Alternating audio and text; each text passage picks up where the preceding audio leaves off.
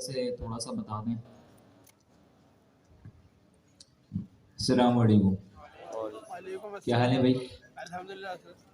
तैयारी है ना हैकाथॉन की? Yes sir. अभी हैंड रेज तो सबको पता था, सबने हैंड रेज किया, हम हैकाथॉन का पता था। जब सर ने पूछा कितने लोगों ने एक्सप्लोर करना स्टार्ट कर दिया है, हैंड रेज नीचे हो गए। क्यों भाई?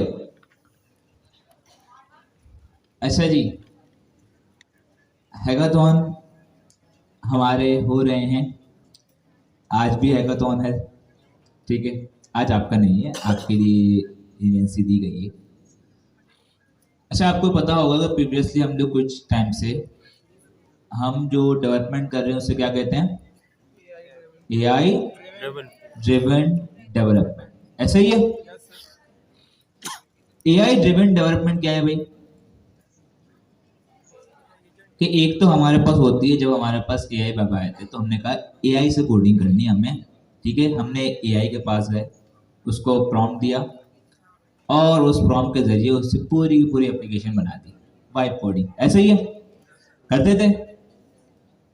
मना क्यों कर रहे हो? करते थे भाई, करते थे ना? खुशी खुशी बताओ, करते थे।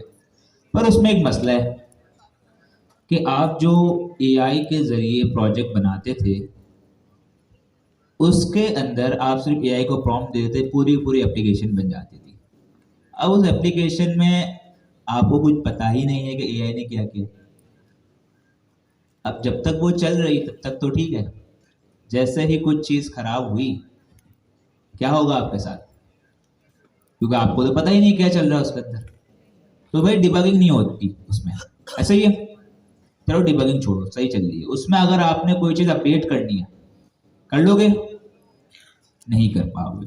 तो उसी चीज से हमें बचने के लिए हमारे पास आई स्पेक ड्रिवन डेवलपमेंट और एआई ड्रिवन डेवलपमेंट। हमारे पास स्पेक ड्रिवन डेवलपमेंट से कहते हैं हम लोग कि अब हम ना सिर्फ वाइब कोडिंग करेंगे, सिर्फ एआई के जरिए कोड करेंगे, बल्कि अब हम बाकायदा पूरी रिक्वायरमेंट्स के साथ, पूरी रूल्स एंड रेगुलेशन और स्पेसिफिकेशंस के साथ कोड करेंगे, ताकि सारा का सारा रिकॉर्ड रहे और हम बहुत ही अच्छे वे में कोडिंग कर सकें। ऐसे ही है, ठीक है। अब हम लोग पढ़ तो रहे हैं, अभी हम बहुत डिटेल में देखेंगे कि क्या क्या हमें जो है वाइब कोडिंग के अंदर चीज़ें नहीं थी, क्यों हम लोग इस तरफ जा रहे हैं वो भी देखेंगे। लेकिन हम पढ़ रहे हैं स्पेक ड्रिवन डेवलपमेंट। अब पढ़ तो हम बहुत सारी चीज़ें रहे, हमने प्रॉम्प्ट एंड कॉन्टेक्स्ट इंजीनियरिंग में पढ़ी, हमने बहुत सारी चीज़ें पढ़ी, इम्प्लीमेंट कब करेंगे? तो इसीलिए सर ने इस बार कहा कि भाई बहुत हो गई पढ़ाई, अब आते हैं थोड़े तड़के के ऊपर। तो सर ने अनाउंस किया है हैकाथॉन। हैकाथॉन में हमें क्या बनाना है? क्या बनाना है? अभी सबने हैंड रेस किया था, सबको पता था। क्योंकि अब हम जो है, आपको पता होगा हमारा जितना भी पैरावर्सिटी या पीआईसी या जीआईसी जितना भी कंटेंट हमारा सेम होता है, अप्रोचेस डिफरेंट होती है। तो सारे कंटेंट को हमने एक बुक की शक्ल इख्तियार कर ली और पूरी की पूरी हमारे जो है एक बुक हमारे पास एआई नेटिव बुक मौजूद है, जो कि हमने स्पेक ड्रिवन डेवलपमेंट को यूज करते ही बनाई है। तो सर ने कहा जब हम लोगों ने बनाई है और हमने इससे फायदा उठाया तो हमारे स्टूडेंट क्यों पीछे रहे? तो सर ने आपको हैकाथॉन दिया है कि आपको स्पेक ड्रिवन को यूज करते हुए पूरी एआई नेटिव वे में बुक बनानी है, कि आपको स्पेसिफिकेशन और एआई को यूज करते हुए बुक बनवानी है। खुद से नहीं बनानी, किससे बनवानी है? एआई से, लेकिन एक अच्छे तरीके से। तो वो हैकाथॉन स्टार्ट हो चुका है। हमारे पास आई थिंक वेडनेसडे से या थर्सडे से सर ने स्टार्ट कर दिया था, पहले हमें बता दिया था कि आपका हैकाथॉन होगा। इस वीक जो हैकाथॉन, आज संडे को 6 बजे तक सबमिशन थी। तो इस वीक जो हैकाथॉन में जो शहीद हुए थे वो थे पीआईएससी के टीचर्स, जीआईएससी के टीचर्स और पीआईएससी के स्टूडेंट और साथ साथ जीआईआईसी के कोऑर्डिनेटर्स। क्योंकि अब वो सीनियर स्टूडेंट हैं तो उनको तो हमें अपने साथ देना पड़ेगा, तो उनकी इनाम था, ठीक है। काफ़ी लोग अभी कह भी रहे थे कि सर मीटिंग है, हमें ज्वाइन करना है, तो वो बना रहे हैं, मेहनत बहुत कर रहे हैं, अच्छी बात है। अच्छा, आपका जो हैकाथॉन होगा वो इस वीक नेक्स्ट वीक स्टार्ट होगा, तो आपकी सबमिशन डेट होगी संडे, नेक्स्ट संडे। तो इस बार आपको भी नहीं छोड़ा गया, क्योंकि जब तक हम लोग कोडिंग, मतलब कोडिंग तो छोड़, जब तक हम कोई चीज़ इंप्लीमेंट नहीं करेंगे हमें आएगी सर? नहीं आएगी। हम पढ़ते रहेंगे, हमें लगता है सब कुछ हमें आता है, लेकिन जब करने बैठते हैं पता चलता है कितना आता है हमें। तो भाई यही चीज़ है हमें, कि हम जब तक काम नहीं करेंगे, और भाई इस हैकाथॉन से बता रहा हूँ कोई भी नहीं बख्शा गया, हम भी कर रहे हैं। हमारे एरिया के सेशन थे, सर अमीन जो हैं आपके दरमियान, अभी सर अमीन बहुत सारी चीज़ें एक साथ कर रहे हैं, हैकाथॉन में बना रहे हैं, क्लासेस भी ले रहे हैं, अपने पर्सनल काम भी देख रहे हैं, सारी चीज़ें साथ चल रही हैं। सर ने कहा नहीं जो भी हो हैकाथॉन दो, सबके लिए रूल, सबके लिए सेम है, कोई इससे एग्जेम्प्टेड नहीं है। हमारी अभी मीटिंग भी चल रही है, उसमें अगर नाम आया पर्ची के अंदर तो फिर देखना पड़ेगा, लेकिन हम भी कर रहे हैं, ठीक है। तो आपको ये मत सोचिएगा कि आप बख्शे जाएंगे, हैकाथॉन तो आपको भी करना है। और एक हैकाथॉन नहीं है, आपका हैकाथॉन के दो पार्ट हैं। एक पार्ट ये है कि आपको उसके पहले टेक्स्ट जनरेट करवाना है, बुक बनानी है। क्या बनानी है?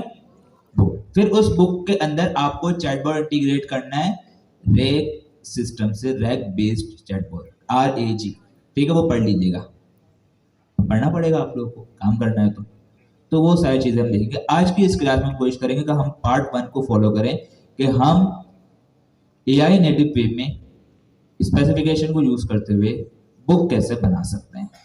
तो आप लोगों को इस सेशन से पहले कुछ प्री रिक्विजिट्स थी कि आपको कुछ इंस्टॉलेशन करके आनी थी। कितने लोग करके आए? क्या बात है सर, करके आए अभी? करके आए पक्का? कितने लोगों के पास क्लाउड CLI है? कितने लोगों के पास क्लाउड है? तो ये इंस्टॉलेशन वाले क्लाउड नहीं है तो कैसे हो गया आपके पास? क्लाउड कोड इंस्टॉल है अपने पास, लोकल पास? कितने लोगों के पास? सही है। कितने लोगों के पास पेड अकाउंट है?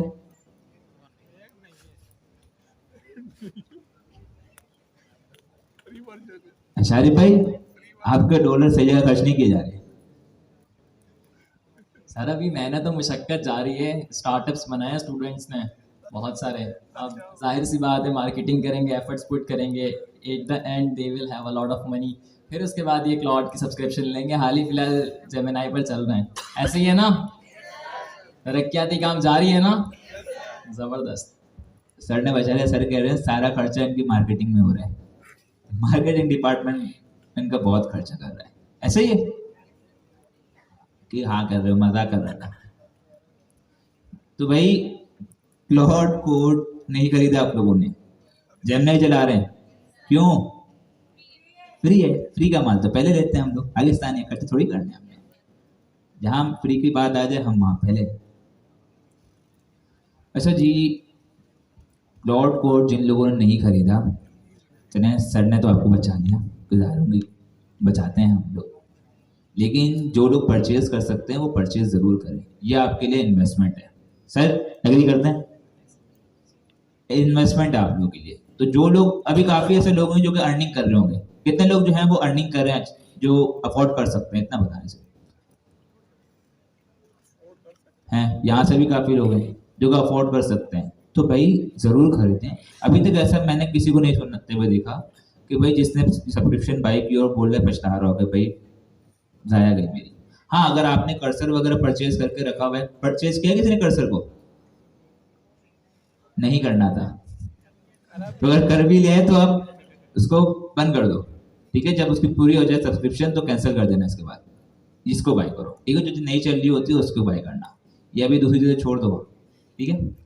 तो ये चीजें हो गई हमारे पास। पहले क्या चीज थी हमारे पास? क्लाउड CLI, और उसके अंदर हमें चलाना था जेमिनी। दूसरी चीज स्पेककिट प्लस, कर ली इंस्टॉलेशन, ठीक है, सही।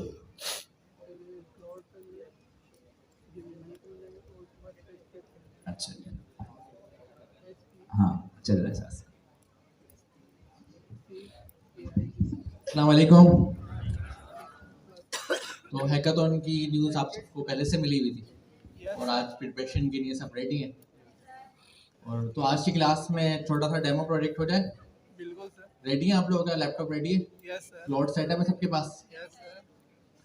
चलें, कुछ चीज़ें हैं जो हैकाथॉन की प्रीरिक्विजिट्स हैं जिसको हम डिस्कस करें। पहली चीज़ है हैकाथॉन की डेट सर अनिक बता चुके हैं, 7 दिसंबर को सबमिशन है और डॉक्यूमेंट आपको बहुत पहले मिल जाएगा। सेम डॉक्यूमेंट जो हमें मिला है वही आपको मिलेगा।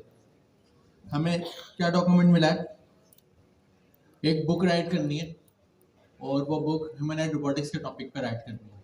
हमें बड़ा सारा काम हम AI से करवाएंगे और AI से कराने की जो पैटर्न होगा, अप्रोच होगी, वो आज की क्लास में हम आपको बताने वाले हैं क्या अप्रोच होगी। एक चीज़ नहीं होगी, वो क्या है? वाइब कोडिंग, जो नहीं होगी। इवन अभी आप जेमिनी CLI यूज़ कर रहे हैं या क्लाउड CLI यूज़ कर रहे हैं, या आप कर्जर पर भी हैं, जो भी आप उसको टास्क दे रहे हैं वो कर वाइब कोडिंग ही रहा है अभी भी। तो आप उस वाइब कोडिंग वाले काम हमें नहीं करना होगा हैकाथॉन में। हैकाथॉन का जो अप्रोच है, तरीका है, वो थोड़ा डिफरेंट है। उसको अभी हम डिस्कस करेंगे कि क्या होगा।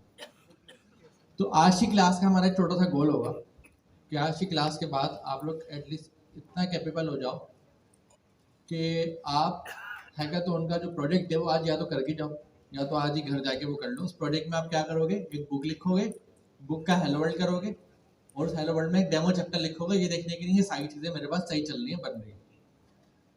तो राइटिंग करने के लिए जाहिर है कोई वेबसाइट लॉन्च होगी, जो बुक होगी वो किसी वेबसाइट में जारी होगी। तो वेबसाइट जो आपकी बनेगी वो यूज़ होगा डोकोसोरस। सर ने शेयर भी कर दिया, ये रहा, ये डोकोसोरस की लाइब्रेरी फ्रेमवर्क आप यूज़ करेंगे। अब इसे आपने पढ़ना नहीं है, एक अच्छी बात है, आपको रिएक्ट ऑलरेडी आती है, फेसबुक का फ्रेमवर्क है, तो फेसबुक अपनी डॉक्यूमेंटेशंस बनाने के लिए इसी को इस्तेमाल करता है। आपको आता है ऑलरेडी रिएक्ट वगैरह सारा, लेकिन आपने इसको पढ़ने की जरूरत नहीं है ना, आपने डायरेक्ट इस पर काम करना है। आप AI का एक पैटर्न फॉलो करेंगे जो हम आपको बताएंगे, उसके थ्रू वो इस पर काम करेंगे डोकोसोरस पे। तो हमें ये पता लग गया एटलीस्ट हमारी बुक किसके ऊपर बनेगी, डोकोसोरस पर बनेगी। और बुक होगी कैसी, डायरेक्ट वेबसाइट की शक्ल में होगी, उसमें चैप्टर्स लिखे होंगे। तो शुरू में आप डेमो चैप्टर लिखेंगे, देखने के लिए चीज़ें सारी प्रेजेंट हो रही हैं, बन रही हैं, क्रिएट हो रही हैं। और जब आप इसको बना लेंगे, क्योंकि एक स्टैटिक वेबसाइट है, तो आप इसको गिटहब पे रखेंगे।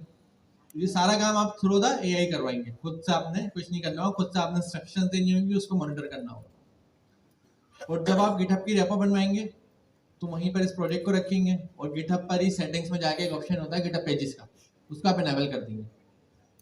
ठीक है, उसके अंदर एक छोटा सा रिक्वायरमेंट होगी गिटहब एक्शंस की, जिसके थ्रू बिल्ड क्रिएट होती है, गिटहब एक्शंस में बिल्ड बनती है। तो वो सारा पैटर्न जो है आप बुक के अंदर ही देख लेंगे या वो आप थ्रू द AI करवा लेंगे। तो अगर हम शॉर्ट में देखें तो पहला काम क्या है हमारा, क्लाउड CLI हमारे पास हो। अब चाहे वो आपका पेड अकाउंट हो या एक अप्रोच अभी हम बात करते हैं उस पर वो हो। सेकंड नंबर पे आप अभी आज जो हम सिखाएंगे उसको यूज़ करते हुए आप डोकोसोरस का एक प्रोजेक्ट बनाएंगे और उस पर एक डेमो चैप्टर लिखेंगे। फिर जब आपको हैकाथॉन का डॉक्यूमेंट मिलेगा तो उस हैकाथॉन के डॉक्यूमेंट में आपको टॉपिक मिलेगा ह्यूमनॉइड रोबोटिक्स का। तो उस ह्यूमनॉइड रोबोटिक्स के जो आपको सीक्वेंस दी भी होगी, चैप्टर्स दिए होंगे, उसके ऊपर आपने बुक लिखनी होगी। अगर आपने पैटर्न सही फॉलो करा तो आप बुक अच्छी लिखेंगे। इसके अंदर क्या है, पैटर्न है सारा। अगर आपने पैटर्न सही फॉलो करा बुक अच्छी लिखेंगे।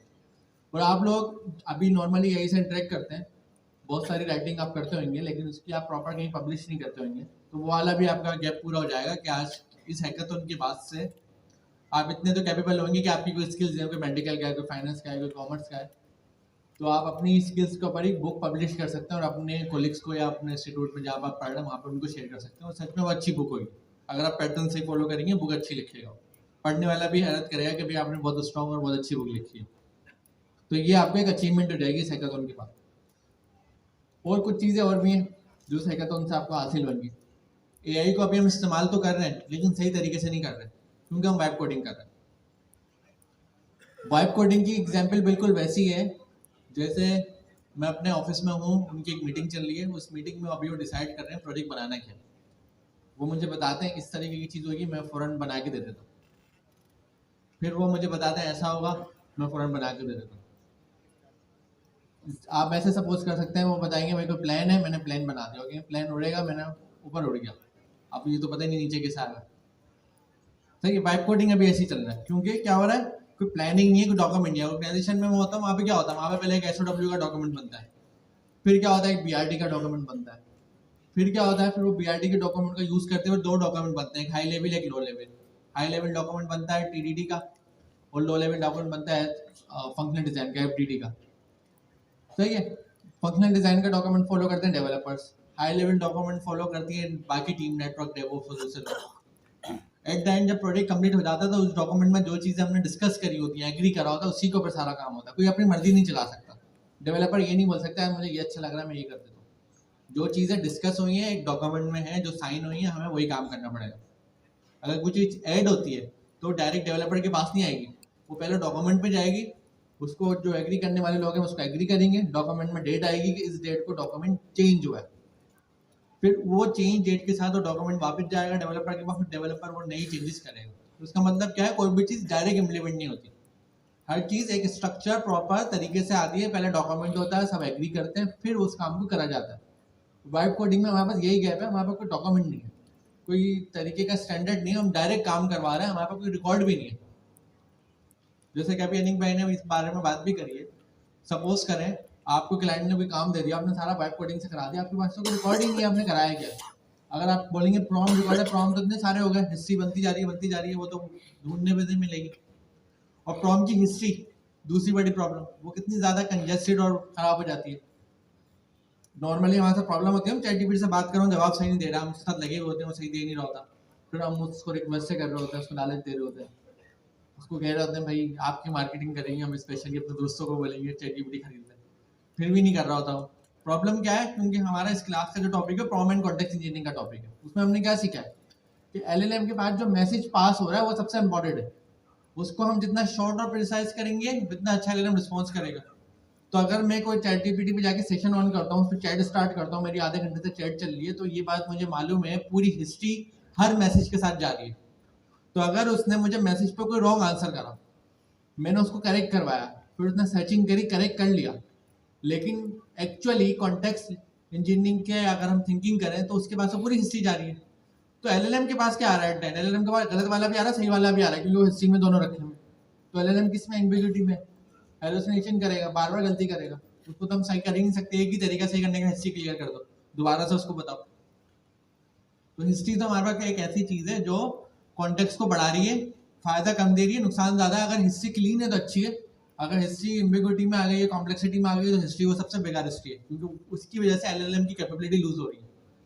आप ये समझे, आप मेरे पास कोई सवाल लेकर आए, आपने मुझसे सवाल करा, सवाल के पहले आपने अपने पूरे दिन की मुझे हिस्ट्री बताई, जो पूरे दिन इररिलेवेंट काम भी आपके हुए हैं मेरे साथ या आपके बाहर की साइड पर, आपने वो भी सब मुझे बता दिए। अब आप उसको फिल्टर नहीं कर पा रहे, क्या बताना है क्या नहीं बताना, या फिल्टर कर भी रहे हैं फिर भी एडिशनल चीज़ें मेरे पास आ रही हैं, क्योंकि सारी हिस्ट्री के अंदर है। फिर मैं आपके सवाल के जवाब सही दे सकूंगा? कभी भी नहीं, क्योंकि मेरे पास आपने इतनी सारी चीज़ें बता दी, मैं तो एम्बिग्यूटी में आ जाऊँगा, हेलुसिनेट करूंगा कि भाई आप क्या बोल रहे हैं, ये नहीं है, ये नहीं है, अपने पास से क्रिएट करने की कोशिश करूंगा, यही प्रॉब्लम होगी। बेहतर क्या होगा कि आप मेरे पास आके वही बात करें जो मुझसे आपको जवाब चाहिए, उससे ना ज़्यादा ना कम। तो ये कब होगा, ये कॉन्टेक्स्ट इंजीनियरिंग बहुत स्ट्रांग होगा। अब ये कैसे होगी, ये आज हम डिस्कस करने वाले हैं, इसी प्रॉब्लम से हम निकलेंगे बाहर, इस प्रॉब्लम से हमें कैसे निकलना है। अब सबसे पहली चीज़ आगे हमारा आज की डिस्कशन का टॉपिक स्टार्ट हुआ क्लाउड से, और इससे पहले आप यूज करते हैं जेमिनी। मुझे ये बताएं, एपीआई आप में से कितने लोगों ने कॉल करी है, कोई भी एपीआई कॉल करने के लिए अगर मैं कहूँ कोई एपीआई पे पोस्ट करना है डेटा, तो आप मुझसे कितनी चीज़ें मांगेंगे, एपीआई का लिंक मांगेंगे, एंड पॉइंट मांगेंगे, वो एक ही हो गया लिंक और एंड पॉइंट दोनों मिलाकर, और क्या मांगेंगे दूसरे नंबर पे, आप मुझसे की मांगेंगे कि भाई ऑथराइजेशन की दो या टोकन दो। तीसरे नंबर पे आप क्या मांगेंगे, क्या मांगेंगे,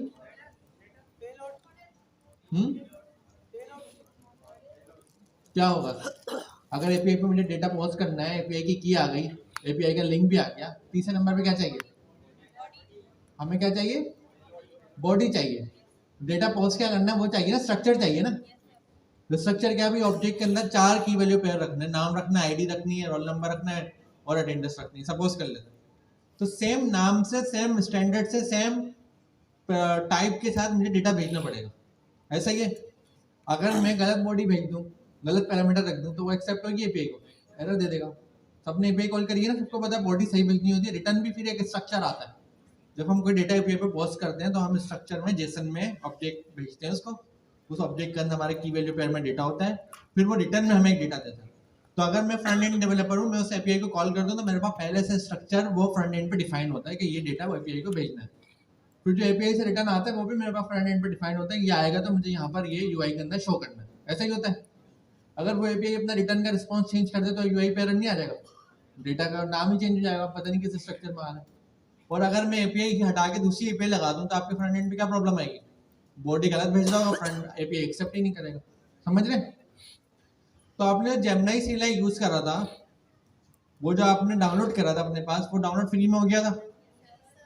आप मुझे ये बताएं, जब जेमिनी CLI के साथ आपने इंटरेक्ट करा और आपने उसको कोई भी बात करी, तो सबसे पहले आपने लॉगिन करा उसके एलएलएम के साथ। Yes sir. जेमिनी का एलएलएम कहाँ पर है, इंटरनेट पर है, क्लाउड पर है, यस सर। हमारे लैपटॉप में तो नहीं है ना, हमारे लैपटॉप में उसका CLI है।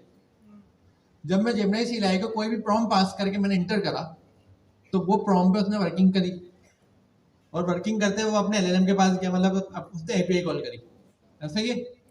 जब उसने API कॉल करी, किसकी API कॉल करी? अपनी LLM की। रिक्वेस्ट गई, रिस्पॉन्स आया, और रिस्पॉन्स उसने मुझे दिखा दिया। अब आपसे एक सवाल है, जेमिनी CLI का क्या सिर्फ इतना ही काम है? जिस तरह हम API कॉल करते थे, हम कॉल करते थे, कॉल जाती थी, रिस्पॉन्स आ जाता था, तो जेमिनी CLI सिर्फ अपने LLM को कॉल और रिस्पॉन्स कर रहा है, बस इतना ही काम है, इससे ज़्यादा नहीं है। कितने लोग इसको एग्री कर रहे हैं और कितने लोग डिसएग्री कर रहे हैं? डिसएग्री वाले कौन है और एग्री वाले कौन है? API आपने सच में कॉल करी है? क्या होता था API कॉल करने में, बताएं? API जब हम कॉल करते थे, हम उस पे एक बॉडी रख के भेजते थे, रिस्पॉन्स आ जाता था, यही होता था। हम कह रहे हैं जेमिनी भी सिर्फ इतना ही काम कर रहा है कि अपनी LLM को रिक्वेस्ट भेजता है, रिस्पॉन्स लाके हमें दिखा देता है, सिर्फ इतना ही।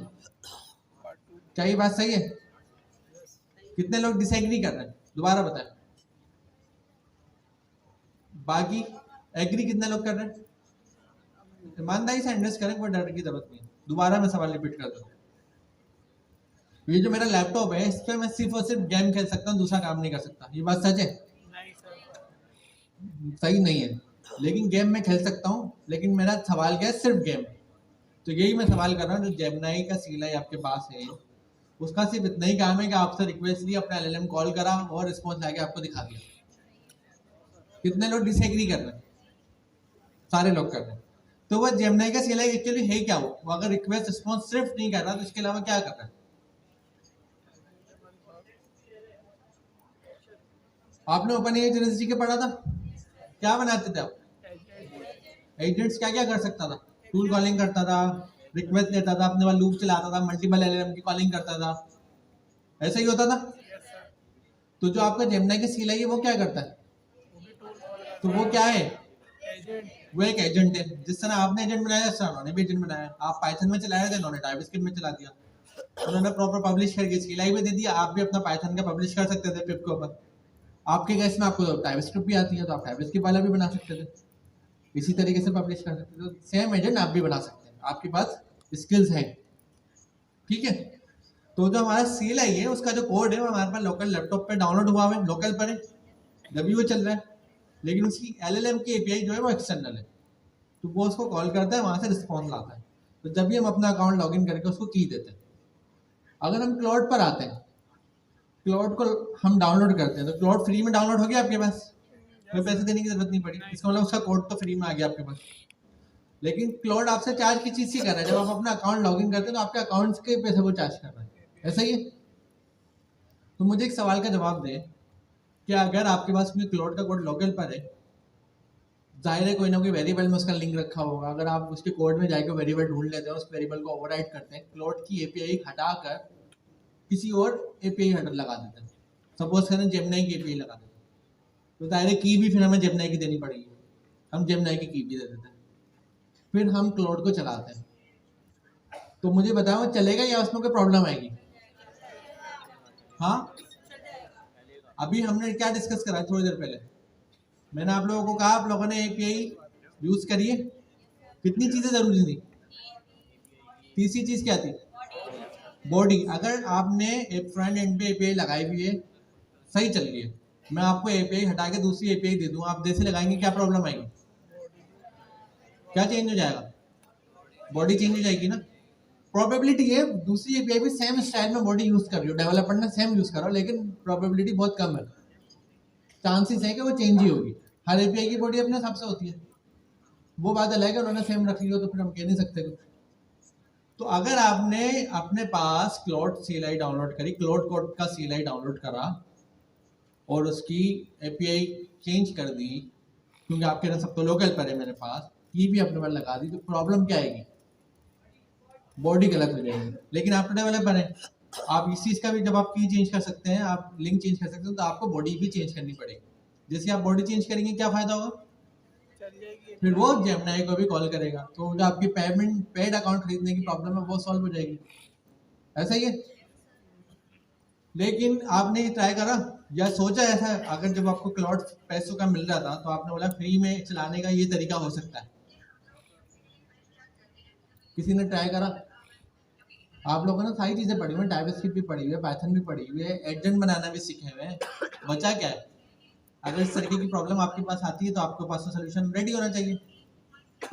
सारा हम लोगों में यही क्यूरियोसिटी होती है ना, कोई भी नई चीज आती है हम जानने की कोशिश करते हैं इसमें हो क्या रहा है। जैसे ही हमें पता लगता है इसमें ये चीजें हो रही हैं, फौरन समझ जाते हैं ये तो मैं भी कर सकता हूँ, या अगर मुझे प्रॉब्लम मिले तो उसका सोल्यूशन भी मिला सकता हूँ। तो ये आप लोगों ने जानने की कोशिश करी। चलो इसके दूसरे टॉपिक पे आते हैं। बुक के अंदर हमारे पास मेंशन है कि हम सर अनीक से पूछते हैं, सर अनीक इसका अभी हमारे पास करंटली क्या तरीका है, ये जो हमने प्रॉब्लम देखी है इसका क्या सोल्यूशन है? सर इसका सिंपल सॉल्यूशन है, मुझे समझ आ रहा है। लेकिन मसला हमारे पास सर ये आ रहा है कि बॉडी का आ रहा है कि अगर एक जो है एपीआई सर ने बनाई है और एक एपीआई मैंने बनाई है, सिमिलरली एक एपीआई है एंट्रोपिक की जो क्लाउड वाले हैं, एक एपीआई है जेमिनी वाले। तो भाई दोनों में डिफरेंस क्या आ रहा है? बॉडी का। ऐसा ही है कि अगर हम जेमिनी की एपीआई की भी लगा देंगे लेकिन वो उसकी बॉडी डिफरेंट होगी तो वो एक्सेप्ट नहीं करेगा क्लाउड। ऐसे ही तो मुझे सर मैं ये करूंगा कि भाई हमें अगर जेमिनी की एपीआई की यूज करनी है, ठीक है, क्लाउड के अंदर, तो मुझे उसकी बॉडी का स्ट्रक्चर चेंज करना पड़ेगा। ऐसे ही एज अ डेवलपर यही समझ आ रहा है कि भाई बॉडी का स्ट्रक्चर चेंज है ना।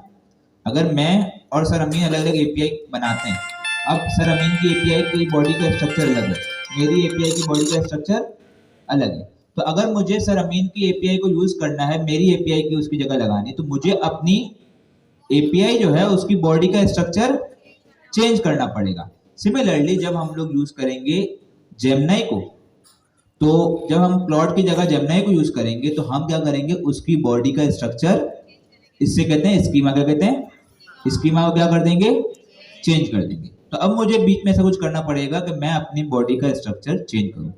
समझ आया? अब बात यह है कि ये हम करें सब अलग अलग, या फिर ये काम किसी और ने हमारे लिए ऑलरेडी करके रख दिया है, क्योंकि हम तो मुंतज़िर पढ़ता है, ठीक है, तो ये काम हमारे लिए ऑलरेडी किसी ने करके दिया है। आप लोगों को भी कहा था कि इंस्टॉलेशन करके आइए, काफ़ी लोगों ने क्लाउड कोड राउटर को इंस्टॉल किया, ऐसे ही है। उसके जरिए जेमिनी चला भी रहे हैं, तो जेमिनी चला भी रहे हैं क्लाउड कोड के अंदर। मसला ये सर ने बताया कि क्यूरियोसिटी नहीं हमारे कि एक काम चल रहा है, हमें ये नहीं जानना कि वो चल कैसे रहा है। तो यहाँ पर हमारे पास पार्ट 2 के अंदर चैप्टर नंबर 5 है क्लाउड, और इसका हमारे पास है free cloud setup with Google Gemini. और यहाँ पर आप नीचे आएंगे तो यहाँ आपको सब बताया गया है। इसको मैं जूम इन करूं, क्या है ये? क्लाउड कोड राउटर, इसे हम कहते हैं प्रॉक्सी। क्या कहते हैं इसे? प्रॉक्सी।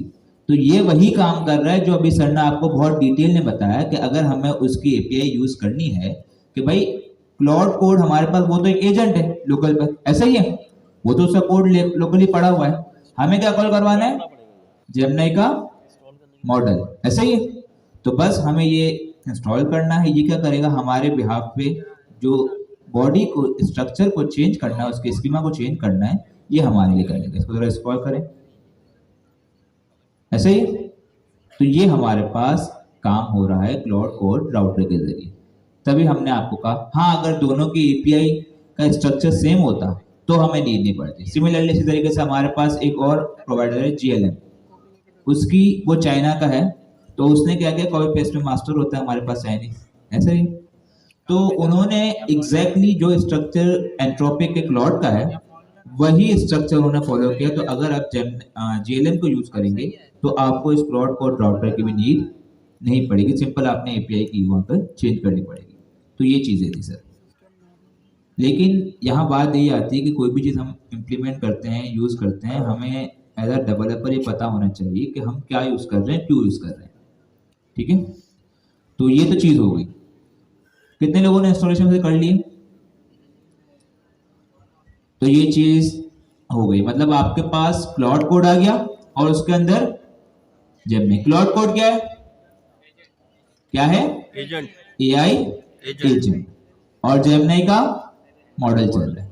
लेकिन अब बात ये आती है यहाँ पर कि क्लाउड कोड जो है, क्लाउड कोड CLI वो भी एक एजेंट है, ऐसा ही है, और जेमिनी CLI वो भी एक एजेंट है। तो जब दोनों एजेंट है, हमें यूज भी जेमिनी का मॉडल करना है, तो हम क्लाउड कोड को क्यों यूज कर रहे हैं, मतलब हम क्लाउड का AI एजेंट क्यों यूज कर रहे हैं, हम जेमिनी का AI एजेंट क्यों यूज नहीं कर रहे? किसकी वजह से? फीचर्स। अभी सर ने आपको एक पूछी थी कि क्या क्लाउड CLI है जो क्लाउड का AI एजेंट है, क्या वो सिर्फ मॉडल को कॉल कर रहा है? क्या उसका काम सिर्फ यही है कि मॉडल को कॉल करे? जब हमने AI एजेंट बनाए थे ओपन AI एजेंट SDK से, क्या वो सिर्फ मॉडल को कॉल करते थे? उसके दूसरे फीचर भी होते थे। सिमिलरली यही वजह है कि हमारे पास क्लाउड कोड के अंदर, क्लाउड CLI के अंदर कुछ ऐसे फीचर्स हैं जो कि जेमिनी CLI मतलब जेमिनी के AI एजेंट के अंदर नहीं है। तभी हमने क्लाउड के AI एजेंट को चूज किया और उसके अंदर मसला आ रहा था पेड सब्सक्रिप्शन का, तो फिर हमने इसके लिए क्लाउड कोड राउटर के जरिए जेमिनी के मॉडल को कॉन्फ़िगर कर दिया। कितना क्लियर है? अब बात यहाँ ये आती है कि हमारे पास क्लाउड कोड, क्लाउड के CLI में ऐसे क्या फीचर्स हैं जो जेमिनी CLI में नहीं है? किसी को पता है क्या है? जोर से बोले। इनसे डरना, इनको नहीं आता, इन्होंने तालियां बजानी, इनको नहीं आता। कुछ बोले, मसला नहीं है। पहले कौन बोल रहा था? एंड्रेस करे जी बोले। एक में कभी के नहीं, इसके बाद आपसे पूछेंगे। जी सब एजेंट। दूसरा चलो एक इन्होंने बता दिया, दूसरा कौन बताएगा? कौन है? स्किल्स। क्या कर रहे हो तुम लोग? ये भी नहीं पता? अच्छा नहीं पता होगा, शर्मा रहे होंगे, ऐसे ही ठीक है। अच्छा दो चीजें हैं बची, वैसे बहुत सारे फीचर्स हैं लेकिन दो मेन फीचर्स है हमारे पास। एक है अभी इन्होंने बताया, सब बोलो क्या है? सब एजेंट। दूसरा स्किल्स। सब एजेंट से क्या समझ आ रहा है?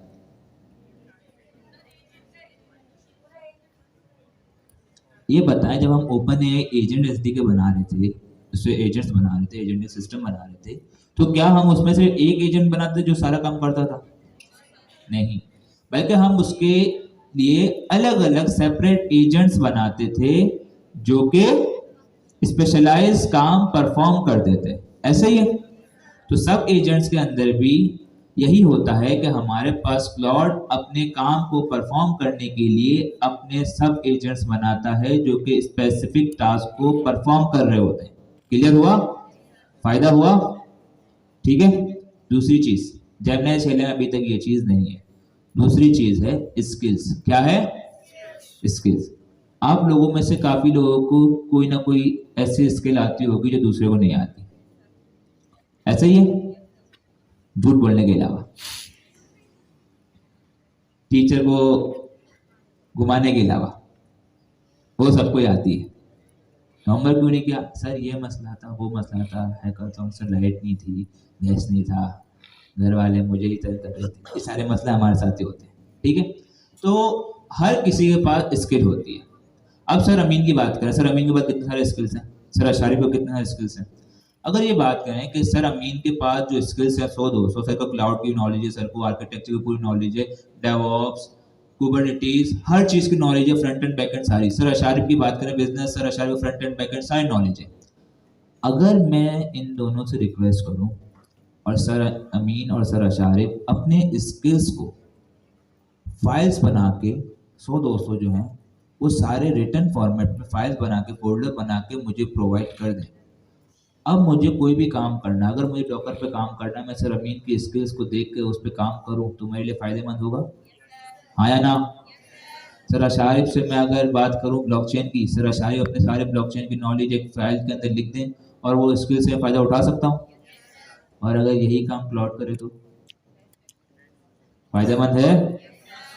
तो अगर मैं क्लाउड के अंदर 100-200 ऐसी स्किल्स जो हैं वो उसे प्रोवाइड कर दूं, और क्लाउड को अगर काम करना है डॉकर तो वो क्या करेगा? उस डॉकर की स्किल्स को गेट करेगा, उसको रीड करेगा।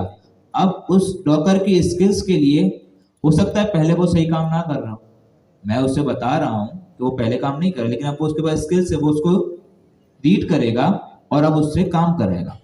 इस चीज को कहा जाता है हमारे पास सब एजेंट्स, और इस चीज को कहा जाता है स्किल्स को रीयूजेबल इंटेलिजेंस। क्या कहलाता है? Reusable intelligence. क्यों? क्योंकि एक तो सब एजेंट्स हमारे पास हो गए, जो कि हमने एक एजेंट्स बना के रख दिया, अब कहीं भी हमें यूज करना है तो उसे हम यूज कर लेंगे। अच्छा ये बताएं, सब एजेंट्स की बात करिए, हमने 5 एजेंट्स अगर बना भी दिए, तो अगर हम जब ओपन एजेंट एसटीके में काम कर रहे थे, हमने 5 एजेंट बना दिए, उन पांचों एजेंट्स में से अगर मैं एक एजेंट बनाऊं राइटिंग का, तो बुक राइट करनी है, बुक राइटिंग एजेंट बनाऊं, एक उसको रिव्यूअर एजेंट बनाऊं, एक जो है सर्चिंग का एजेंट बनाऊं, एक एजेंट जो है दूसरा कौन सा बनाऊं भाई, फॉर्मेटिंग का बना दिया, एक उन सबको मैनेज कर रहा है। 5 एजेंट मैंने बना दिए, ठीक है।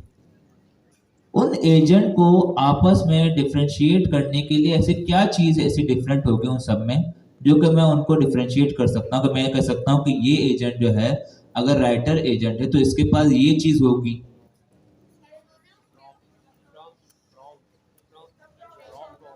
क्या होगी? System prompt. इसका कॉन्टेक्स्ट सिस्टम प्रॉम्प्ट होगा, सबका सिस्टम प्रॉम्प्ट अलग होगा, कि सिस्टम प्रॉम्प्ट हम देते हैं उसी से वो एजेंट बनता है, ऐसा ही है। तो अब अगर मैं यहां पर जाऊं, क्लॉड क्या करता है, मैं यहां पर जाता हूं, जब हम लोग क्लॉड के कोई कॉम्प्लेक्स टास्क आता है तो वो अपने हिसाब से सब एजेंट्स बना देता है अपने काम के लिए। लेकिन अगर आपको कोई अपना कस्टम एजेंट बनाना हो, सब एजेंट, आप चाह रहे हो बुक राइटर के लिए मुझे सब एजेंट्स की नीड पड़ेगी ताकि हर एजेंट अपना काम करे, अच्छे तरीके से करे, तो आपने क्या करना है, आप जब क्लॉड को ओपन करोगे, मैं किसी ओपन है, ठीक है,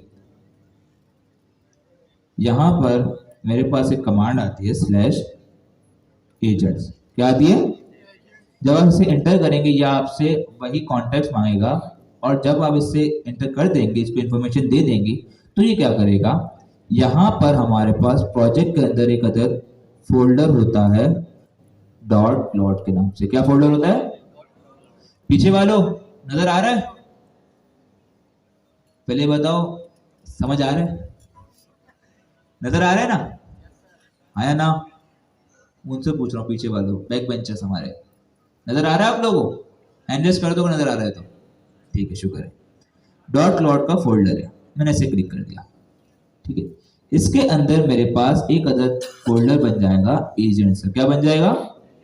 एजेंट्स का। अब अगर मैं इसके फोल्डर के अंदर देखूं तो आपको यहां पर क्या चीज नजर आ रही है, खुद बताओ। Assessment architect dot MD, chapter planner dot MD, content implemented dot MD. MD को मैं ओपन करूं, एमडी मतलब मार्कडाउन की फाइल, तो अगर मैं इसे इस तरीके से ओपन करूं तो यहां पर ये क्या बता रहा है, सिस्टम प्रॉम्प्ट दे रहा है, इंस्ट्रक्शन दे रहा है। तो यही चीज हमारे पास होती है कि हमारे पास मेन चीज होता है कॉन्टेक्स्ट सिस्टम प्रॉम्प्ट। क्या होता है? तो अगर आपने इस तरीके से, अजान हो रही है, अजान का ब्रेक लेते हैं, ठीक है।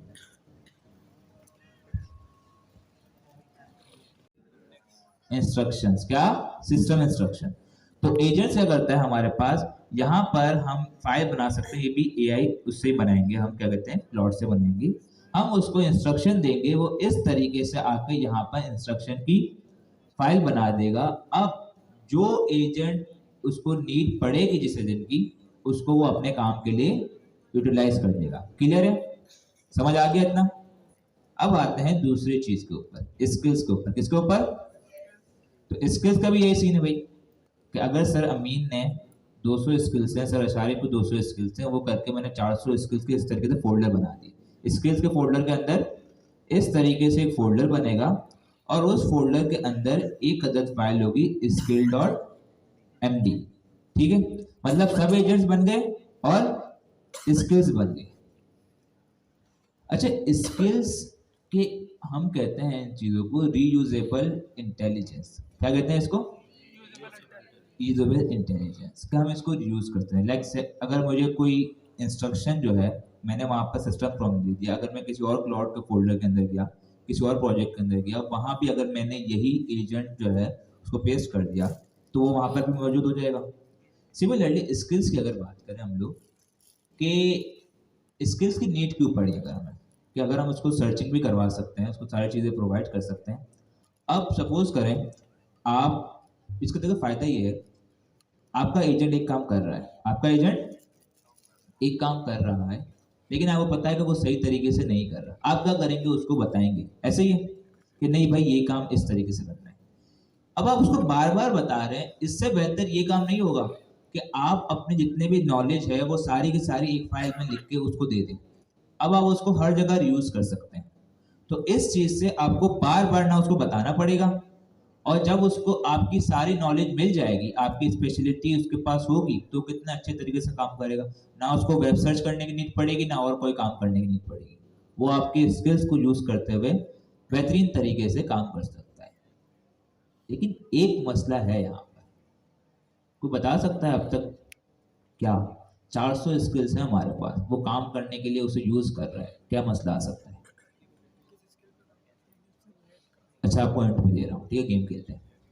अजान हो रही है, क्या करें? ब्रेक। एक हो गई। अगर हम लोग एक काम करना है, ठीक है, एक हमारे पास क्लाउड है, काम कर रहा है, उसके पास 400 स्किल्स है। अगर वो 400 स्किल्स, मतलब एक स्किल की फाइल में सोच लीजिए 1000 लाइन की एक स्किल की फाइल है। अब अगर 1000 को 400 करें तो कैलकुलेट करो भाई, कितने कितने होंगे उसमें, टोकन्स कितने बनेंगे? Millions of tokens. ऐसे ही है, क्योंकि आपको पता है कि जब हम चैट जीपीटी वगैरह से बात कर रहे होते हैं, सेशन हमारा बन रहा हो, तो विंडो क्या कहते हैं? सेशन। तो जब उसमें कोई चीज जाती है उसे कॉन्टेक्स्ट कहते हैं। ऐसे ही जो बैकग्राउंड इन्फॉर्मेशन जा रही होती है, कॉन्टेक्स्ट क्या होती है? Background information. तो जब हमारा एजेंट काम कर रहा होगा, उसको ये स्किल्स मिल रहे होंगे, तो वो उसके लिए इन्फॉर्मेशन होगी, कॉन्टेक्स्ट होगा। तो जब इतना सारा कॉन्टेक्स्ट एक साथ जा रहा है, पहले तो बात यह है कि जो हमारे पास मॉडल होता है, उसका सेशन होता है, उसकी एक लिमिट होती है। ऐसे ही है, उसे हम कहते हैं कॉन्टेक्स्ट विंडो। क्या कहते हैं? उसकी एक लिमिट होती है। चलो उसका मसला में लिमिट भी उसने दे दी। लेकिन अगर इतना सारा कॉन्टेक्स्ट एक साथ जा रहा है, इतना सारा कॉन्टेक्स्ट एक साथ जा रहा है, बिल कितना बनेगा? एक ही कमांड के अंदर, एक ही स्टेप के अंदर आपका अकाउंट फुल हो गया, मसला होगा। तो अगर मैं उसे 400 स्किल दे रहा हूँ, वो सारी रीड कर रहा है, तो मसला होगा। सॉल्यूशन क्या है इसका? जी कौन है? हैंड रेज करो। जी जी जी, रिट्रीवल ऑगमेंटेड जनरेशन लगा दो इसके अंदर ही, ठीक है। और कुछ? सही है। अगर ये हमने कर दिया कि जो इसको चाहिए सिर्फ वही करो, सही है, अच्छा आपने दिमाग लगाया। यही चीज इस मसले से बचने के लिए क्लॉड ने खुद ने ही इसको टैकल किया हुआ है। क्लॉड ने खुद ने इसको टैकल किया हुआ है। क्लॉड क्या करता है कि अगर मेरे पास 400 जो हैं स्किल्स हैं, तो वो 400 को यूज नहीं करेगा, 400 को यूज नहीं करेगा। वो ये देखेगा, अगर उसके पास टास्क आया, फॉर सपोज मेरे पास टास्क आया है डॉकर का, वो क्या करेगा, देखेगा कि मेरे पास डॉकर के रिलेटेड कोई स्किल है, डॉकर के रिलेटेड कोई स्किल है। अगर उसके पास स्किल नहीं होगी तो वो सर्च करेगा, और अगर स्किल होगी तो क्या करेगा, उसको रीड करेगा। सिमिलरली अगर उसके पास टास्क आया ब्लॉकचेन के रिलेटेड, वो देखेगा मेरे पास कोई ब्लॉकचेन के रिलेटेड स्किल है, अगर होगी तो उसे रीड करेगा। अब सपोज करें उसने कहा नेक्स्ट.जेएस के रिलेटेड कोई स्किल है, हाँ, लेकिन वो स्किल में कोई मजेदार चीज नहीं है, तो वो क्या करता है, वो पूरी फाइल को रीड भी नहीं करता। सबसे पहले वो आएगा तो ऊपर का हमारे पास कुछ चीजें रीड करेगा, अगर उससे वो फाइल अच्छी लगेगी, मतलब काम की लगेगी, तो उसे रीड करेगा, वरना वो उससे भी डिस्कार्ड कर देगा। तो यहाँ आपके कॉन्टेक्स्ट कितना बच गया? कॉन्टेक्स्ट बचा तो अगर टोकन बचे, टोकन बचे तो खर्चा बचा। तो भाई क्लाउड इतना स्मार्ट है कि वो सारी की सारी चीज़ें यूज़ नहीं करता, जो चीज़ें इससे जिस वक्त नीड पड़ती है उनको बहुत ही एफिशिएंटली यूज़ करता है। तो क्या फ़ायदा हो गया हमारे पास क्लाउड का? पहला फ़ायदा, सब बोलो, पहला फ़ायदा सब एजेंट्स, दूसरा स्किल्स, ठीक है।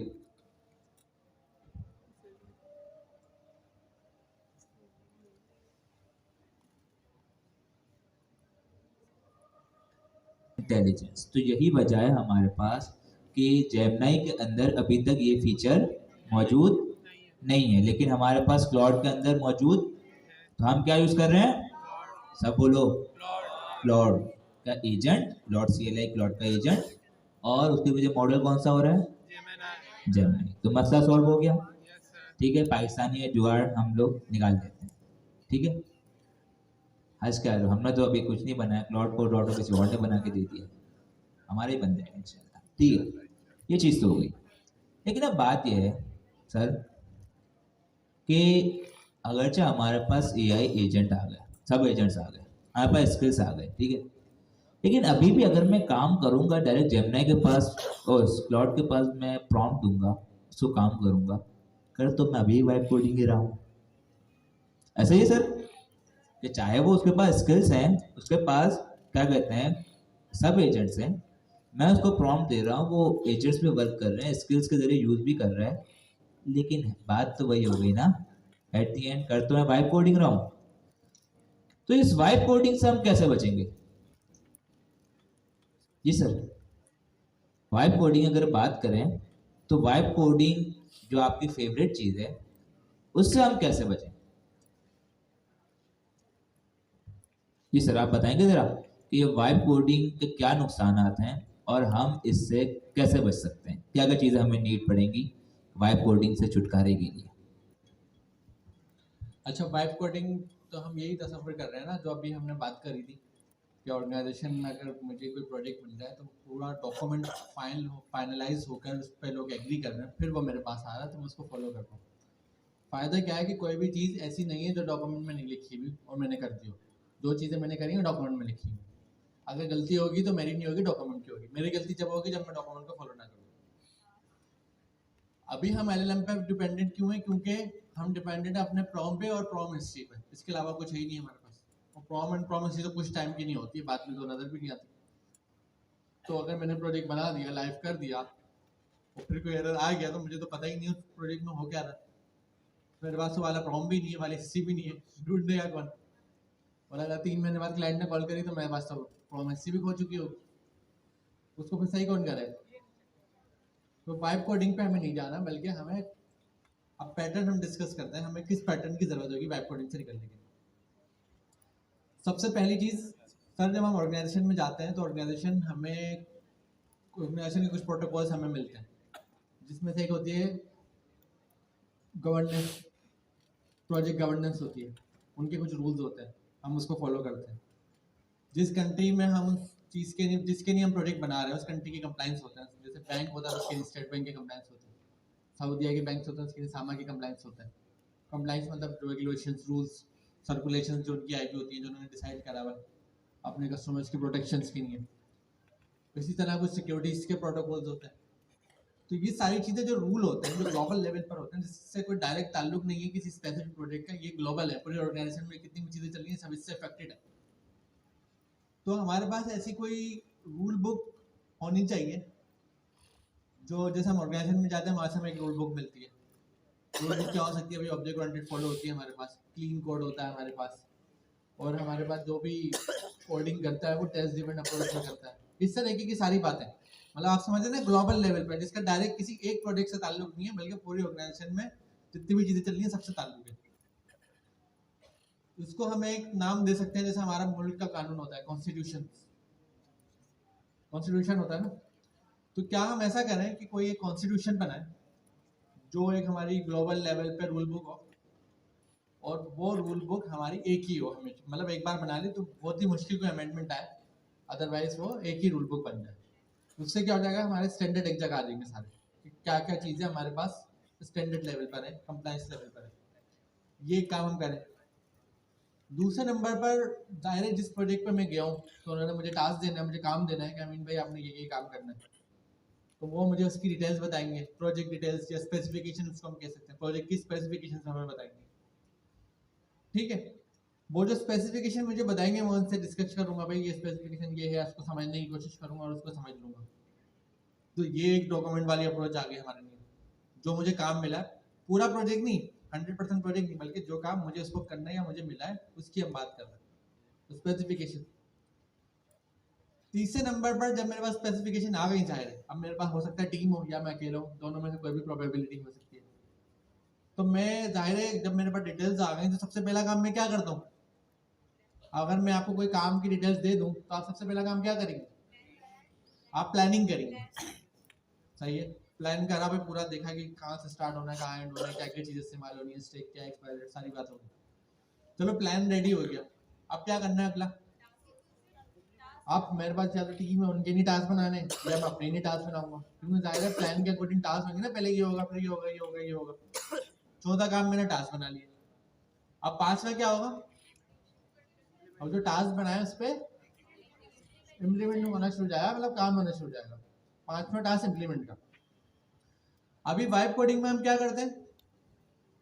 वाइब कोडिंग में ये तो पांचवा वाला टास्क है इम्प्लीमेंट का, इसको हम क्या करते हैं?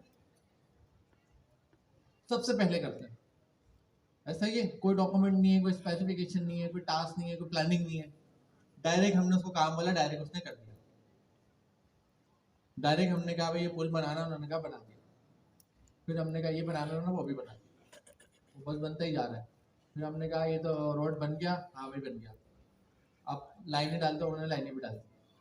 फिर रोड बना दो, फिर रोड बना दो। मतलब कोई प्लानिंग होनी चाहिए, कोई तरतीब होनी चाहिए टास्क एग्जीक्यूशन की। तो अगर हम इस अप्रोच से चले कि पहले हमें कॉन्स्टिट्यूशन बनाया, ग्लोबल रूल बनाया, ताकि स्टैंडर्ड एंड कंप्लायंस एक लेवल पर आ जाए। फिर हम अपनी स्पेसिफिकेशन लें, जो हमें काम करना है, जो हमारी रिक्वायरमेंट्स है। फिर हम उस रिक्वायरमेंट्स के अकॉर्डिंग एक प्लान जनरेट करें, जिसमें हमारी सारी चीज़ें आ जाएंगी। भाई डीएक्स यूज़ करनी है, या फिर जो हमारी क्या डोकासोरस यूज़ करनी है, डोकासोरस के साथ ये करना है, ये करना है, वो करना है, सारी चीज़ें प्लानिंग में आ गई। ठीक है, ह्यूमन रोबोटिक्स पर राइटिंग करनी है तो ह्यूमन रोबोटिक्स की रिसर्च करनी है, ये सब आ गया ना राइटिंग और उसमें प्लानिंग में। फिर रिसर्च होगी पहले तो, फिर काम शुरू होगा, फिर ये होगा, फिर ये होगा। फिर क्या होगा? जब प्लानिंग एक बार आ गई, फिर हम उसके टास्क डिवाइड करेंगे डिटेल में, भाई ये टास्क, ये टास्क, ये टास्क, और टास्क प्लान के अकॉर्डिंग इंप्लीमेंट होना शुरू हो जाएगी। पांचवें नंबर पे कि जो प्लान है उसके अकॉर्डिंग टास्क चलेंगे, पहले ये वाला टास्क, फिर ये वाला टास्क, फिर ये वाला टास्क, एक्स। ठीक है, इससे हमें फायदा क्या होगा? इससे हमें फायदा ये होगा, हर चीज ऑन रिटर्न है राइटिंग में। मतलब एलएलएम अपनी नहीं चला रहा है, एलएलएम को जो राइटिंग में टास्क मिले हैं, प्लान मिला है, वो उसको इम्प्लीमेंट कर रहा है। तो जो कोड वाला काम है सबसे लास्ट में हो रहा है, पांचवा वाला। हमारी नहीं कोडिंग या बुक की नहीं राइटिंग हो गई। बाकी जो ऊपर के चार काम है वो डॉक्यूमेंटेशन है पूरी।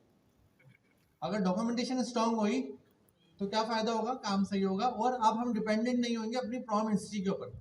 जहाँ पर हम जाकर प्रॉम लिखते थे वो काम करता था, फिर हम प्रॉम लिखते थे, फिर वो काम करता था, फिर हम उसको रिक्वेस्ट से करना शुरू करते थे जब काम खराब होता था, फिर वो काम सही नहीं कर रहा होता था, फिर हम उसको सब कुछ करते थे, उसको लालच भी देते थे, उसको धमकियाँ भी देते थे, फिर भी वो काम नहीं करता था। हम उस चीज़ से बाहर आ जाएंगे, क्योंकि हम अब प्रॉम से और प्रॉम की हिस्ट्री से डायरेक्ट डिपेंडेंट नहीं है, हम डिपेंडेंट है अपने स्पेसिफिकेशन से, प्लान से, टास्क से।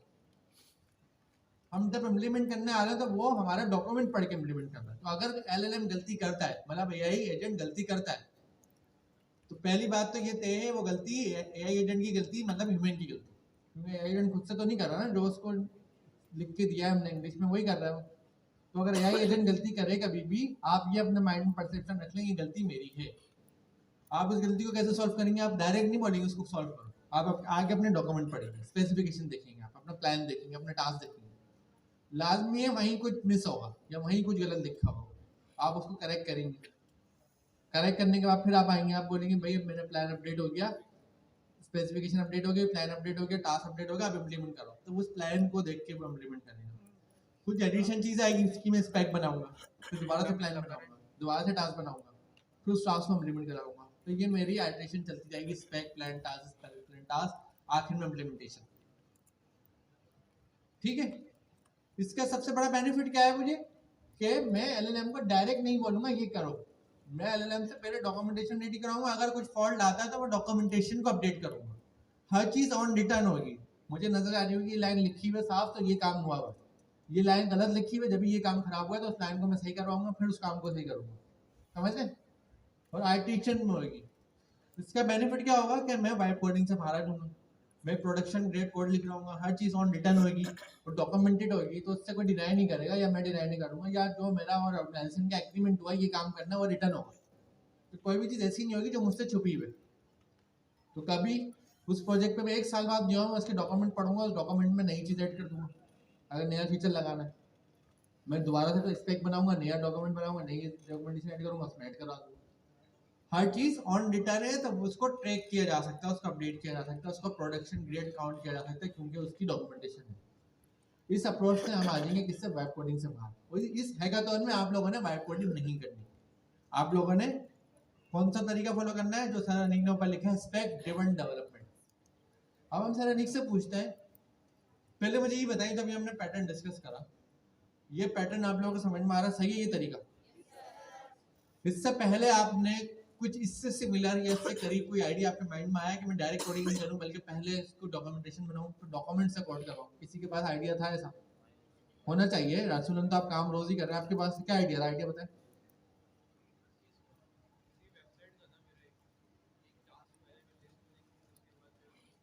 आपने कहा कि मुझे वेबसाइट बनानी होती है, मैं पहले टास्क बनाता हूँ सारे, फिर उस टास्क से वेबसाइट बनवाना शुरू करता हूँ। ठीक है, उन्होंने एक थोड़ा सा तरीका अप्रोच करा, लेकिन उनकी डॉक्यूमेंटेशन में सिर्फ टास्क था। हमारे पास टास्क के अलावा स्पेसिफिकेशन है, प्लान है, फिर टास्क है, और सबसे पहले तो कॉन्स्टिट्यूशन है, ग्लोबल लेवल के रूल बुक। रूल बुक तो एक ही बार बनेंगे, स्पेक प्लान टास्क हर बार रिपीट होगा। ठीक है, और इम्प्लीमेंट जब होगा कि जब हमें काम करना हो, जब हमारे प्लान टास्क स्पेक सब चीज़ें सही होंगी। तो सर अनिक, हम इसका हमारे पास अभी क्या तरीका है, हम इसको अपना कुछ फ्रेमवर्क बनाएंगे, इस पैटर्न को हम कैसे फॉलो करें जो भी हमने डिस्कस करा है? सर ये पैटर्न तो हमने देख लिया। अब एक तरीका तो ये है कि हम सब अपना अपना कोड बनाएं, क्योंकि एआई से काम तो करवाना है हमें, लेकिन अब क्या करवाना है, हमें एक स्ट्रक्चर वे के अंदर करवाना है। तो अब मुझे पता चल गया कि अगर मैं कोई प्रोजेक्ट बनाऊंगा तो सिर्फ उसमें मेरे पास क्लाउड नहीं होगा, बल्कि उसमें मेरे पास एक अदद फाइल होगी कॉन्स्टिट्यूशन की, ऐसे ही है, जो कि रूल्स होंगे। उसके अंदर मेरे पास स्पेक्स भी होंगे, ठीक है, उसके अंदर मेरे पास प्लान भी होगा, टास्क भी होगा और इम्प्लीमेंट भी होगा। तो अब एक तरीका तो ये है कि मैं एक प्रोजेक्ट बनाऊं और उसके अंदर सारी की चीजें उसमें खुद से बना दूं, सही है, एक तरीका ये हो गया। या फिर अगर इसमें मसला क्या है कि अगर हम सब अपना अपना बनाए, हो सकता है किसी का अच्छा बने, किसी का अच्छा ना बने। तो इस चीज से बचने के लिए हमारे पास गिटहब के जो डेवलपर्स हैं, उन्होंने एक फ्रेमवर्क बनाया है हमारे पास, क्या है, स्पेक्किट। तो जो अभी हमने आपको चीजें बताई, ये फ्रेमवर्क वही काम करता है कि अगर आपने इसे इंस्टॉल किया और इस इंस्टॉल करने के बाद स्पेक्किट के जरिए आपने अपना प्रोजेक्ट बनाया, तो वो क्या करता है कि आपको बाय डिफॉल्ट एक स्ट्रक्चर बनाकर दे देता है, एक प्रोजेक्ट बनाता है स्ट्रक्चर वे के अंदर, जिसके अंदर आपके पास कॉन्स्टिट्यूशन भी होती है, आपके पास सारी चीजों का एक स्ट्रक्चर होता है, फिर आप उसे अपने हिसाब से मॉडिफाई करते हैं और क्रिएट करते हैं। ठीक है, तो वो जो स्ट्रक्चर की बात आ गई ना, वो आप कौन करके दे रहा है हमारे पास, कौन करके दे रहा है, स्पेक्किट। और स्पेक्किट के अंदर जब हम ये फाइल्स वगैरह बनाएंगे, फोल्डर्स बनाएंगे, वो किससे बनवाएंगे, खुद बनाएंगे। कौन बनाएगा, हमारे बिहाफ पे काम कौन करेगा, हम किससे काम करवाएंगे, एआई एजेंट से, क्लाउड सीएलआई से। ठीक है, तो अब हमें ये बताएं, अगर हमारे बुक आ गई, बुक हमें करनी है स्पेक ड्रिवन डेवलपमेंट से, ऐसे ही है। तो फिर मुझे क्या पता चला कि अगर मुझे बुक बनानी है तो मेरे पास कितनी चीजें होनी चाहिए, कितनी, सबसे पहली चीज स्पेक्किट की, ठीक है, स्पेसिफिकेशन के लिए एक स्ट्रक्चर होना चाहिए जो कि स्पेक्किट है। दूसरा क्लाउड कोड, दूसरा दो दोबारा दोहराएंगे, पहले क्या चाहिए हमें स्पेक ड्रिवन के लिए, दूसरा क्लाउड कोड। हम जो यूज करेंगे स्पेक्किट यूज नहीं करेंगे, हम यूज करेंगे स्पेक्किट प्लस। क्या यूज करेंगे, स्पेक्किट प्लस हमारे पास पेनावर्सिटी का एक फ्रेमवर्क है जो कि स्पेक्किट को यूज करते हुए ही बनाया गया। इसमें वो सारे फीचर्स हैं जो कि स्पेक्किट में ऑलरेडी हैं।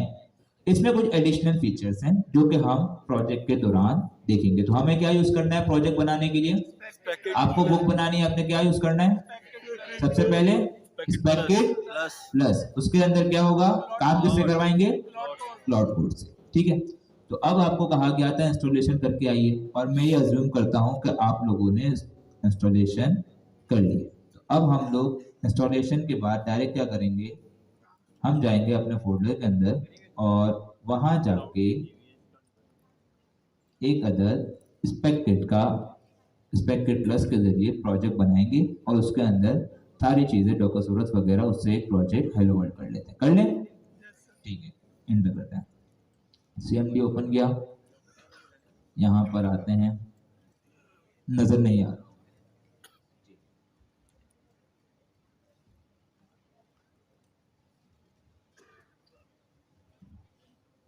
नजर आ रहा है सबको? मजीद सबको नजर आ रहे हैं वैसे? क्लियर है सर? और करना है थोड़ा सा और।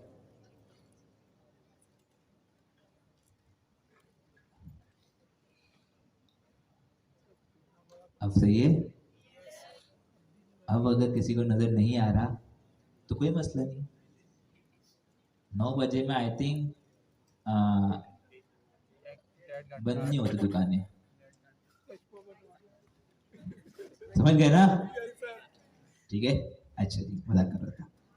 स्पेक किट प्लस हमने इंस्टॉल कर ली, उसको सबसे पहले कोई चीज इंस्टॉल करते हैं तो इंस्टॉल करने के बाद अब क्या देखते हैं, उसका वर्जन, ताकि वो इंस्टॉल हुई भी नहीं। तो हमारे पास कमांड है स्पेसिफाई प्लस आगे हाइफन हाइफन वर्जन, ठीक है। मेरे पास 0.0.17 आ रहा है, आपके पास 19 आ रहा होगा, मैंने अपडेट नहीं किया, अपडेट कर दूंगा, ठीक है। तो आपका वर्जन अगर आ रहा है, जो भी आ रहा है, तो इसका मतलब आपका इंस्टॉलेशन हो गई है। अच्छा, इंस्टॉलेशन जिन्होंने नहीं की उनको भी बता देता हूँ, ठीक है। हम यहाँ आते हैं,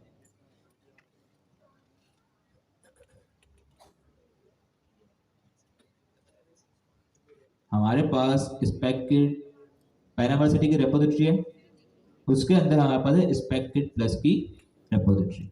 आपने इसको स्क्रॉल करना है नीचे,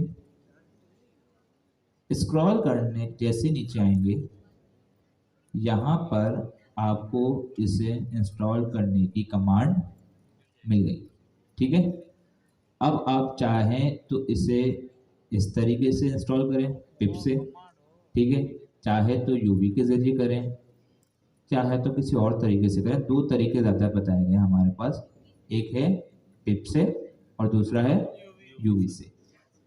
एक इसमें और फ्लैग लगा सकते हैं -G का, ताकि वो ग्लोबली इंस्टॉल कर सके, और अगर नहीं करना तो इसी तरीके से इंस्टॉल कर लीजिएगा, ठीक है। यहाँ हमारे पास बता रहा है। और एक और चीज़, अगर आपने इंस्टॉल नहीं करना, आपके पास स्पेस नहीं है, तो UVX के ज़रिए आप वंस टाइम, मतलब एक बार अगर आपको सिर्फ प्रोजेक्ट बनाना है तो इस तरीके से आप UVX अगर आपके पास है तो उसके ज़रिए आप सिर्फ एक बार वंस टाइम आप इसको अपने पास यूज़ करके प्रोजेक्ट बना सकते हैं, वो इंस्टॉल नहीं करेगा। तो ये सिंपल तरीका था, जिन्होंने नहीं किया सारी चीज़ें। अच्छा, ये चीज़ अगर छोड़ भी दें, एक मिनट, आपको पता है हमने सारे का सारा डॉक्यूमेंट जो है बुक में अंदर मौजूद है, आया ना? हम जाएंगे बुक में, कहाँ जाएंगे? बुक के अंदर। बुक के अंदर हमारे पास है पार्ट 4, क्या है? पार्ट 4। पार्ट 4 का नाम क्या है? SDDRI। SDD का मतलब, SDD का मतलब, RI का मतलब क्या है? मतलब रीयूजेबल इंटेलिजेंस। तो spec driven development, reusable intelligence, fundamental. हमारे पास इसके अंदर 2 चैप्टर्स हैं। पहला चैप्टर है 13 फंडामेंटल, इसमें आपको spec driven, spec kit plus के बारे में और स्पेक ड्रिवन के बारे में सारे फंडामेंटल्स बताए गए, ठीक है, ये आपने पढ़ने। और इस हमारे पास चैप्टर नंबर 14 के अंदर स्पेक ड्रिवन डेवलपमेंट को यूज करने के लिए स्पेक किट प्लस का हैंड्स ऑन है। इसमें आपको हर चीज मिल जाएगी कि आपने इंस्टॉल कैसे करना है, सारी चीजें आपको, देख लो, इंस्टॉलेशन एंड स्टेप सेटअप, ये सारी चीजें आपको मिल जाएंगी। जो भी कंटेंट आपको पढ़ाया जा रहा है सब बुक के अंदर मौजूद है, ठीक है। तो आपके लिए अभी इंपॉर्टेंट कौन सा है? एक है पार्ट 2 क्लॉड, और उसके अंदर चैप्टर है हमारे पास फ्री क्लॉड सेटअप, ठीक है, विद जेमिनी CLI, और हमारे पास है पार्ट 4 के अंदर दोनों चैप्टर्स। तो ये आपने पढ़ने, ठीक है। हम दोबारा आते हैं यहाँ पर, इतने सारे ओपन कैसे हो गए? हाँ, कौन सा है? चलो देखते हैं, हाँ ये वाला है, ठीक है, ये हो गया। अब मुझे स्पेसिफाई प्लस मतलब स्पेक किट प्लस को यूज करते हुए एक अधिक प्रोजेक्ट बनाना है, बना लो। मैं करता हूँ स्पेक स्पेसिफाई प्लस इनिट। अभी मुझे कोई आगे टोके इससे पहले मैं खुद ही सही कर देता हूँ स्पेलिंग, क्योंकि स्टूडेंट कुछ और देखे ना देखें, टीचर की स्पेलिंग मिस्टेक बड़ी देखते हैं। स्पेसिफाई प्लस इनिट, आगे क्या करूँगा, थोड़ा दिमाग को जोर दो, ऐसा आपने पहले भी कहीं किया। यूवी के जरिए क्या था, क्या करते थे हम, यूवी इनिट, ठीक है। क्या नाम है हमारे, AI नेटिव बुक राइटिंग, ठीक है। मैंने प्रोजेक्ट का नेम दे दिया, आप अपने प्रोजेक्ट का नेम दे दीजिएगा जो आपकी बुक, मेरे पास बहुत सारी बनी हुई है इसलिए मैं कुछ नया दे रहा हूँ, ठीक है। इनिट कर दिया। अब जैसे ही मैंने इनिट किया, सबसे इससे पहले इसने अपने प्रमोशन के स्पेसिफाई प्लस के बारे में मुझे लोगो बता दिया, ये चीज़ ठीक है। इसके बारे में इसने बता दिया कि इसने कहाँ बनाई है, वो भी ठीक है। नीचे आते हैं, यहाँ पर ये कुछ कह रहा है, क्या कह रहा है, चूज योर AI असिस्टेंट, कि आप स्पेकिट प्लस के जरिए स्ट्रक्चर तो आपको मिल जाएगा, लेकिन काम किससे करना पड़ेगा, AI से करवाना है ना। तो AI पार्टनर आपका होना चाहिए, तो कौन सा है हमारे पास, क्लाउड कोड। इंटर कर दिया मैंने, ठीक है। इंटर करने के बाद नीचे मैंने, यहाँ मुझसे पूछ रहा है कि आप कमांड प्रॉम्प्ट कौन सा यूज करोगे, क्योंकि कमांड जो रन करते हैं उसके लिए हमें कमांड प्रॉम्प्ट की नीड होती है। तो जिनके पास विंडोज है वो पावर शेल कर लें, और अगर विंडोज के अंदर WSL इंस्टॉल है तो आप शेल कर सकते हैं, वरना पावर शेल भी चलेगा, ठीक है। इतना कर लिया हमने, ठीक है। इसने बता दिया, मैंने बताया प्रोजेक्ट इज रेडी। अब यहाँ कुछ चीज बता रहा है, क्या सबसे पहले कह रहा है go to project folder, CD करके फोल्डर के अंदर चले जाएंगे, ठीक है। इसके बाद क्या कह रहा है, start using slash command with your AI agent. इसके बाद कह रहा है कि ये कमांड जो मैंने दी हुई है इनको यूज करो। सही से बताओ, कुछ जाने पहचाने चीजें लग रही है क्या, SP.constitution क्या है ये, रूल। तो अगर मतलब मुझे रूल्स बनाने हैं प्रोजेक्ट के लिए ग्लोबल लेवल पे, तो उसके लिए मुझे किस कमांड की नीड होगी, SP.constitution। ये कमांड हमें स्पेकिट इंस्टॉल करने से मिली, और इस कमांड को यूज तो हम करेंगे, लेकिन काम कौन कर रहा होगा हमारे बेहाफ पे, लॉर्ड कोड। तो ये कमांड हम किसको प्रोवाइड करेंगे, लॉर्ड कोड, ठीक है। SP.स्पेसिफाई स्पेसिफिकेशन के लिए, SP. बोलो ना भाई, प्लान। आगे इसके बाद इम्प्लीमेंट, ठीक है। इसके बाद हमारे पास कुछ ऑप्शनल कमांड्स हैं, क्लैरिफाई, एनालाइज, चेकलिस्ट, ये सारी चीजें हम देखेंगे जब हम लोग काम कर रहे होंगे, ठीक है भाई, ठीक है। मैंने इसको नीचे कर दिया, और मैं इसको भी हटा दूं, मैग्नीफायर बड़ा तंग करता है, कहाँ गया, ठीक है। हम आते हैं अपने इस फोल्डर के अंदर, यहाँ पर मैं चले जाता हूँ, मेरे पास आगे कौन सी AI नेटिव बुक राइटिंग, ठीक है। यहाँ जाके मैं CMD लिखता हूँ, ये इसलिए जूम नहीं कर रहा क्योंकि तो आपको पता है ऑलरेडी, शुरू से करते हुए आ रहे हैं। Code space CMD code space dot, open हो गया। और जैसे ही ओपन हुआ मैंने मैग्नीफायर को भी क्लोज कर दिया, क्योंकि अब यहाँ पर मेरे पास मैग्नीफायर की नीड नहीं है, ध्यान चुकी उससे, ठीक है जी। हम यहाँ पर आए, कितने फोल्डर है हमारे पास, कितने फोल्डर हैं, दो। पहला कौन सा, दूसरा, तीसरी एक फाइल नजर आ रही है, कोई जानी पहचानी फाइल है ये, जानी पहचानी फाइल लग रही है क्या, plot.md। ऐसी कोई फाइल आपने मिलती जुलती पहले को सुनी है, जब जेमिनी यूज कर रहे थे, क्या पढ़ते थे, जेमिनी डॉट, किस लिए थी वो, किस लिए थी, हाँ सही बोल लो, इसलिए थी, जेमिनी को कॉन्टेक्स्ट प्रोवाइड करने के लिए। ऐसे ही कि जेमिनी ने किस तरीके से काम करना है, उसके लिए क्या इंस्ट्रक्शन है, ऐसे ही सिमिलरली हमारे पास प्लॉट के लिए भी हमने एक फाइल बना दी, उसके लिए रूल्स हैं कि उसने किस तरीके से काम करना है, ये प्लॉट के लिए, ठीक है, ये हो गया। दूसरा ये फोल्डर आ रहा है डॉट प्लॉट का, ऐसा फोल्डर अभी हमने कहीं देखा, आया ना? नो?